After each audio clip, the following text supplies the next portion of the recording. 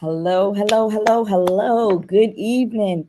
Well, good people, it is Monday night and it is time for worship in wellness.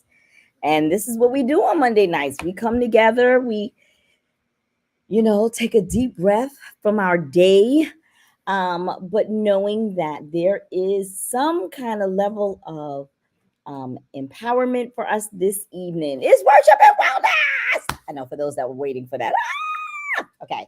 I hope you had a great Monday. I hope your day was good. I will not be with you long, but I do want to cover some ground. This for the next few weeks. We're going to be talking about self sabotage. Imagine that we're going to be talking about self sabotage, and there are many ways that you can. There are many areas of self sabotage. Um, by for example, and I'll remove me and show um oh, if I remove me, you can't see it. So it doesn't matter.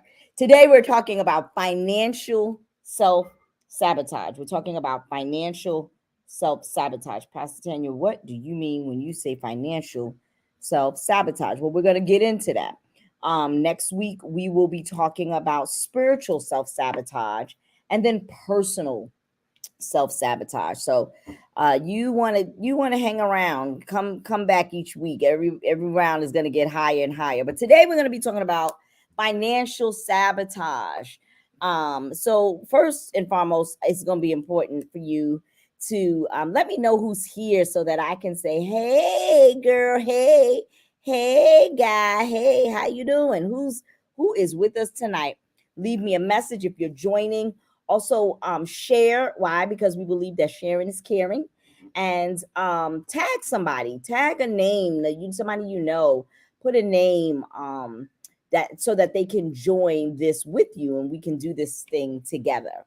All right, so sabotage. Let's first start talking about what does sabotage even mean?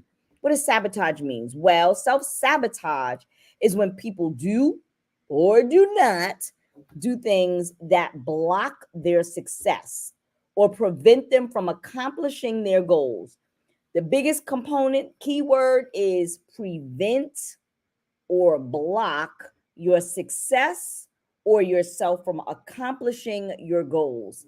And here's the thing, you could do it consciously and you can also do it unconsciously.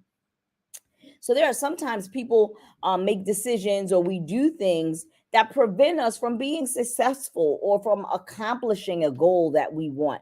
Self-sabotaging behaviors you need to know can affect, of course, our personal, which we're going to talk about personal self-sabotage, our professional success, our mental success.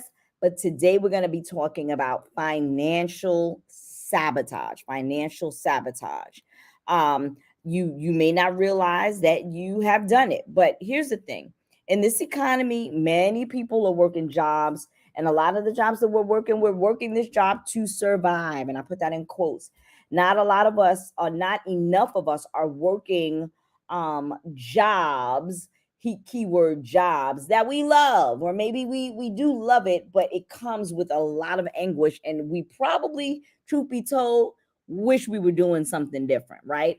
I can't tell you how many times I hear people say, I wish I had my own business. I wish I would start, or I wish I, could travel, or whatever it is. The question is, why aren't you? What's stopping you? What's preventing you?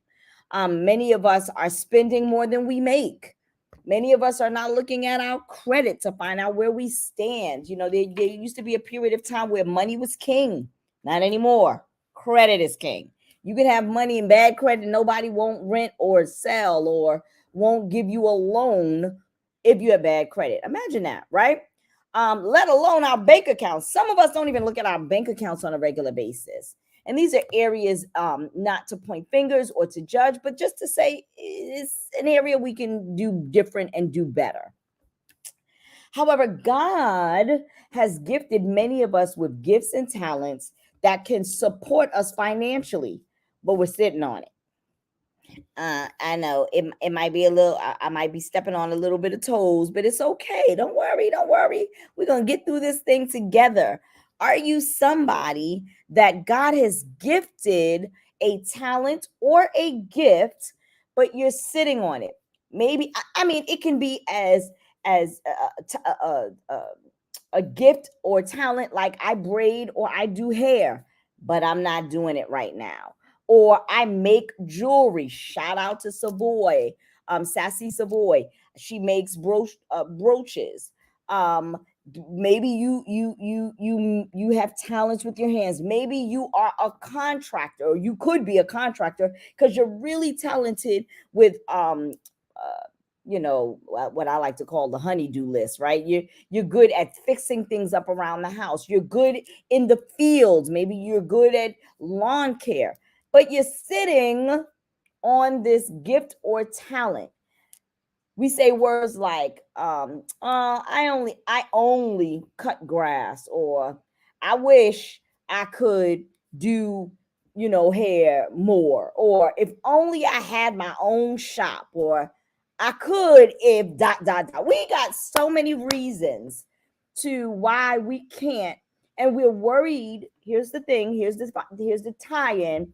We're worried about our financial status and stability, but there are things that God has already imparted in you that you can use to supplement, aid, or here's the key, replace your current financial status. What is it? What is it that you have? What is it that you have that you currently are not using? And I want to use as a reference point the story from it's found in Second Kings verse 4, 1 through 7. And I want to highlight this story because this is a story about a woman who was a widow, and at that time, widows often were supposed to be cared for. And here's a widow, and I'm gonna read it 1 through 7 real quick, but we're gonna read and stop and go because I want to highlight a couple of things. Here, Second Kings 4 and 1 starts by saying the wife, and I'm reading. Actually, I want to read the not the NIV. I want to read the amplified version. So I'll be reading out of the amplified version. Second Kings verse 4, 1 through 7, amplified. It says, now one of the wives of a man of the sons of the prophet cried out to Elisha for help, saying, your servant, my husband, is dead. And you know that your servant reverently feared the Lord. But the creditors is coming to take my two sons to be his slave in payment for a loan. Put a pen right there. The creditors are coming to take her two sons to be slaves in payment for the loan. Now you might be saying, "Yeah, well, it don't work like that today." So somebody might be saying, "Yeah, I wish they take my kids." But whether it happens like that today or not, the truth of the matter is, really, what we're looking at here is creditors were coming to take a prized possession. Her children was her prized possession. It was personal. It was dear to her. You might be in a situation where creditors are trying to come and take your home. They're coming to take your car. We find these today as our prized possession. So it's the same concept. It just looks pretty different. Very seldom are people coming to take our children to make them work. But there are places and other countries that still does exist. Maybe not where you're living right now, but there are countries where people are losing the lives of their loved one because we owe. Okay. Now let's find out what happens in this story. So Elisha, the prophet Elisha, said to her, what shall I do for you? Tell me, what do you have of value in the house? And she said, your maidservant, I have nothing in the house except a small jar of olive oil. I want to put a pin right there. Tell the truth and shame the devil. How many of you have been in a situation where you've used that language? I don't have nothing. All I have is, or I only have. Here's the thing. Many of you are discrediting areas that can grant you financial welfare. It can be as simple as your brain. You are smart as a whip. You are intelligent. You are knowledgeable. You're wise. You are crafty. You can think on your feet. And you can use that same wisdom, knowledge, craftiness to create an avenue to let it make money for you. Maybe you have a consulting um um business. Maybe again, as I mentioned, you use the labor of your hands. Maybe you are somebody who has a big heart. You want to care for people. Maybe you love cleaning. I tell you what, I'll hire you. That's one area I do not like. If I don't have to do it, I don't do it, but I do it because I have to. But maybe you enjoy house cleaning, creating a house cleaning service. There are companies that need your services. You have assisted living facilities that need people to come in and clean that facility. Maybe you are a caretaker by nature. These are areas that you could benefit financially from. Is that you? Who am I talking to? No longer can we minimize what we bring to the table. I only have. I'm only, I just keep to myself. I keep it here. No, God did not gift you with the ability, the gifts, and the talents that He has for us to sit on them. In fact, it's almost a slap in His face. You know why? Because there is nothing that we do that we deserve the gifts and talents that God has given us. Some of you, maybe it's music. There's more to just picking up a mic on Sunday and singing. Maybe your gift and talents can help you train and teach others. Maybe you can be a singing coach. Again, financial welfare. What are you doing to help yourself financially? Interestingly enough, when we talk about finances, this is one area that we get the least attention. Oh, let us talk about spiritual and God and in your body. People, they show up. But when we start talking about how we handle ourselves, our responsibility when it comes to the finance side of things, we start dropping down in number. So make sure as you're watching this, for those that are watching, that you share. Why? Because sharing is caring. All right, let's get back. Let's get back to the scripture. Here we go. Um, so she said, I have nothing but this small jar. So Elisha said, go and borrow containers from all your neighbors, empty containers, and not just a few. So here again, now he gives you good evening, Sheila. Good to see you. So here Elisha now he gives her instruction. Okay, you have what do we know? We know she has we know that she lost her husband. We know that she has creditors that are coming after her prized possession. In this case, it's her sons. In some of our cases, it's our houses, it's our cars, it's, our livelihood. Good evening, Jackie. Yes, finally. I'm sorry. I know. It's not on FSC. I'm sorry, but it's always on Worship and Wellness. So make sure you have Worship and Wellness. And so she goes back to Elijah, and Elijah says, here's instruction, people. Go to your neighbors, borrow the different borrow from your neighbors, not only a few. Don't just go get empty containers, not just a few. So in other words, as many as you know, go to get. As many as you can, go to get. There's a couple of points I want to say about this verse. The first thing I want to say is he gave instruction. Some of us received instruction from God. Some of us have even received instruction from our creditors that have said, okay, if you make this payment this time, we will knock off X, Y, and Z. And we've not made good on that. It has happened. I am not one to judge. Been there, done that. But what I am saying, and when you get instruction, you gotta follow through with it. That's number one. The second point I want to make about that verse is he said, go borrow from all of your neighbors empty containers, not just a few. Ultimately, in other words, there was something that Elijah must have known that she was not unaware of. So what happens with us? We get in situations, God will give us instruction, or we someone will help guide us through a problem, and then we start putting our own little 2 cents in. I know they said not a few, but I'm just gonna only go to these many people. I know they said get a lot, but now I'm gonna sit here and regulate, and I'm the one in debt. I'm the one in a hole. I'm the one. Why don't I just follow the instructions? We gotta follow the instructions. Here's the other piece. In order for that woman to be beneficial in the instruction in which was given to her, she would have had to find herself worthy of her neighbors.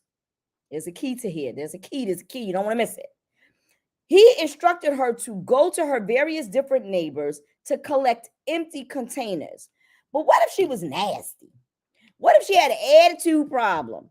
What if people didn't like her because of how she handles people? See, here's the thing. You never know when you're going to be in need. And even more so, you never know who is going to be the person that's going to pour into your financial situation. Can you do an audit of yourself to say, am I worthy of others to pour into me? That is a big, hard question. What do people think about me? Am I somebody that people would pour into if I had a financial bind? Or am I somebody that people would say, oh, yeah, sure, and then turn their nose away? Or even worse, am I so prideful that I won't ask for help? Boy, oh boy. I know I'm talking to somebody. I'm talking to myself. Okay, I'm talking to Tanya. Tanya, are you so prideful? Some of us won't even open our mouths. We won't even say, I'm in need. Oh, I can't do this. I can't go to the government. I can't go to my church. I can't go to my neighbors. I can't go to my family. I'm not asking. I'd rather sink. Why? Yep, I know I have a gift. I know I have a talent, but I'm not going to use my gift or talent. You know what happens? We wait until we're in such a crisis, then we don't know what to do. Right?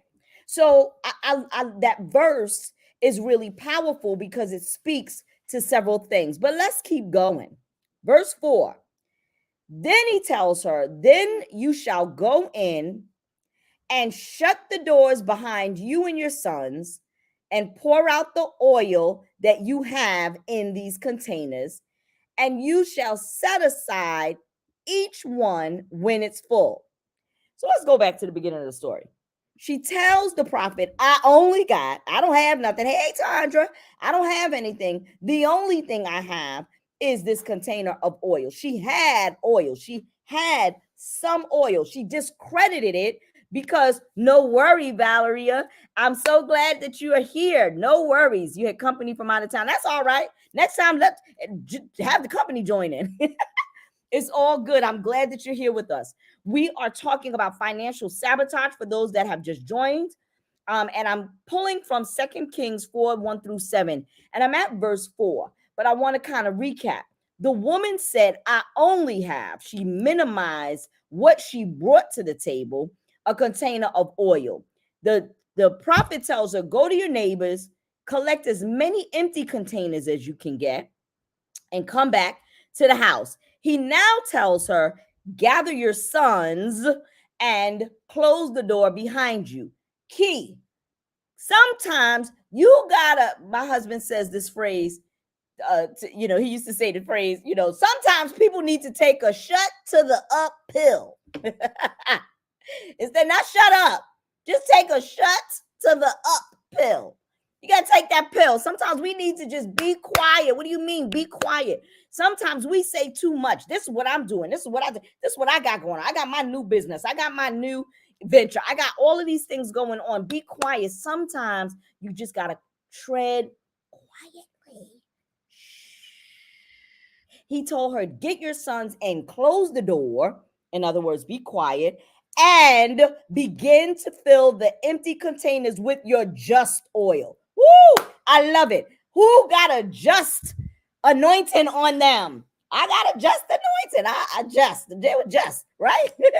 Take your just oil and fill it with all the many containers that you were able to collect. And here is the piece that is so powerful. So she left him at verse 5. She left the prophet, shut the door behind her, and her sons, shut the door behind her and her sons. They were bringing her the containers as she poured the oil. Here, you got to get people into your process. Here she had her sons, her prized possession, the very thing that she thought they were going to take. She had included them in the process. Sometimes, thank you, Holy Ghost, we are not teaching our children how to be better stewards financially. And we're also not teaching them how to get out of situations because we exclude them. I know coming up, and many of us coming up, our parents, when they were going through, we didn't know it. But it also put us in a position of not knowing how to work through certain things. Maybe you sit and have that conversation with the creditor, with your children there, so that they can understand the language, the conversation. Maybe they need to know what they can and cannot do in certain circumstances. We look at our children today, and many of them don't know how to care for themselves. They think they do. They're grown, 20s, 30s, still don't know what happens, how to pay a bill, or when you pay a bill. Some of them don't know how to fill out W-2 forms. I'm just saying, we have to be better as parents to our children and our adult children. We have to get better at doing a teaching job and including them in the process. So let's go. Let's keep going. So they were bringing her the vials. She kept pouring her just oil. Man, I think that's funny to me. Just oil. Verse 6 says, when the containers were all full, she said to her sons, bring me another container. And he said to her, and he said to her, there is not one left. Then the oil stopped multiplying. Then she came and told the man of God, and he said, now, let me stop. Her just oil filled as many containers that they had. Your just your only or your just talent or gift will continue to aid you in areas as long as you have a place to deposit it. Wow. Your talent, I'm doing my work. I started my hair business, and I'm doing hair, and as much as I'm able to do hair is as much as I'll be able to handle my finances, and the flow will continue until my debt is covered. God grants us the ability to do certain things that puts us in a position to come out of some things. Isn't that powerful? We put ourselves there, but God has granted and gifted us the ability to come out of some things. Let me go on to the last verse. Then she came and told the man of God. He said, go sell the oil, pay your debt, and you and your sons can live on the rest. With her just oil, not only did she only have a little, but God multiplied. Not only was her debt able to get paid, but she even had enough left over for her and her sons to live on. It says to live on the rest. That was a wealthy woman. I'm just saying, she had some sons. I know sons nowadays is a lot. Your gift and your talents can carry you further than you realize, but it won't do anything if you're sitting on it. What is the purpose of having these abilities that you can use? What is it that you do? What do you bring to the table? What is it that you would love to do? What is it you have a passion for? Those are the things that sometimes God will give you insight on utilizing it and not utilizing it and bringing financial wealth. But here's the challenge. We self-sabotage. Nobody is going to want it. I don't know where am I going to get the money from? How am I going to get it done? I'm too old. We give ourselves enough reasons not to do something instead of giving us reasons to do it. Maybe just the reason of because God gave it to me to use it. And there can be a situation where you don't use it, you will lose it. Why would God wait for you? He'll give your gift to somebody else. There's scriptures in the Bible talks about the parable of the gifts. And the person that had one gift did nothing. He buried it. Why did you bury it? You better off giving it to somebody else.